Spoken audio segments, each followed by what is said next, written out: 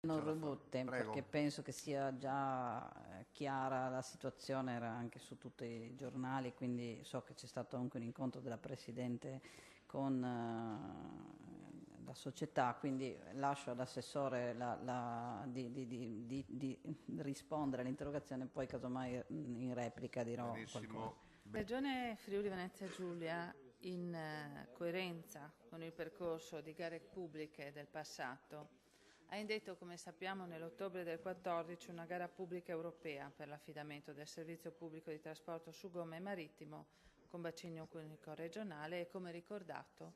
la procedura di affidamento, benché sia giunta all'aggiudicazione definitiva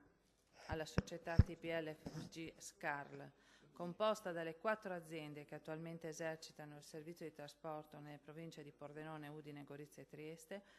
è tuttora in corso, in quanto l'esito della stessa è stato impugnato dalla seconda classificata,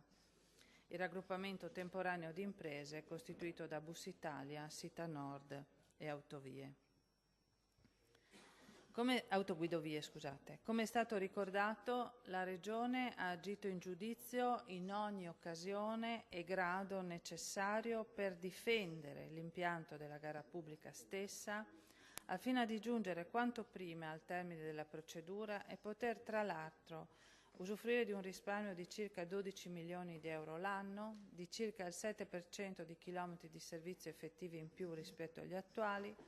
passando da 40 milioni a 43 milioni offerti dalla TPL che si è aggiudicata la gara. La riforma degli enti locali e il superamento delle province, intervenuto a seguito dell'approvazione della legge costituzionale di modifica dello Statuto speciale, ha portato appunto al superamento delle province e alla chiusura con liquidazione di quelle di Pordenone, Gorizia e Trieste.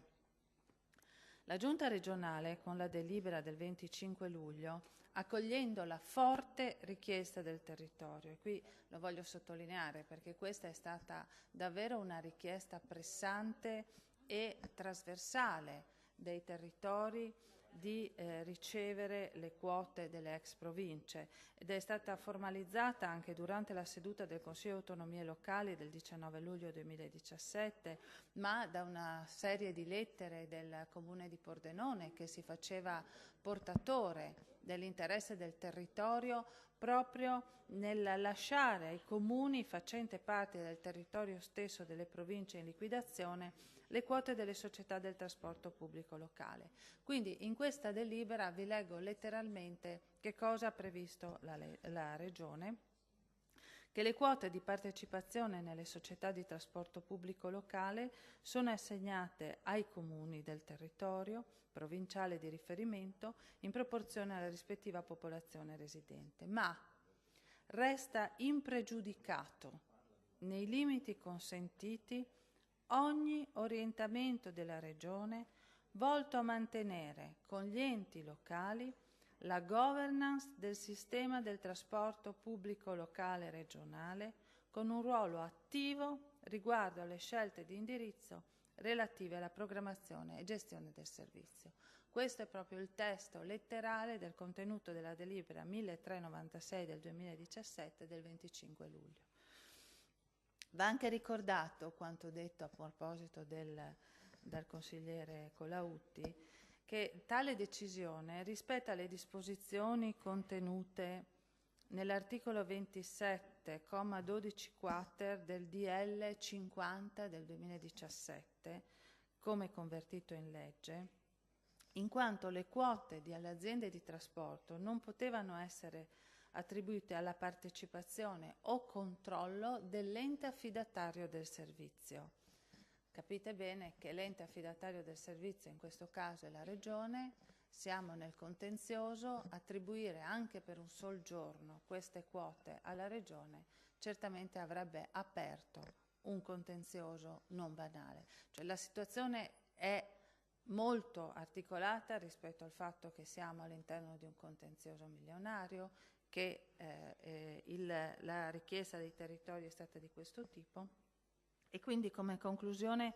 ribadisco che la Regione intende esercitare il suo ruolo attivo contenuto nella delibera con riguardo alle scelte di indirizzo relative alla programmazione e gestione del servizio, volto a mantenere con gli enti locali la governance del sistema del trasporto pubblico locale e continuerà a difendere la gara del trasporto pubblico locale in ogni sede. Dal Zovo, prego.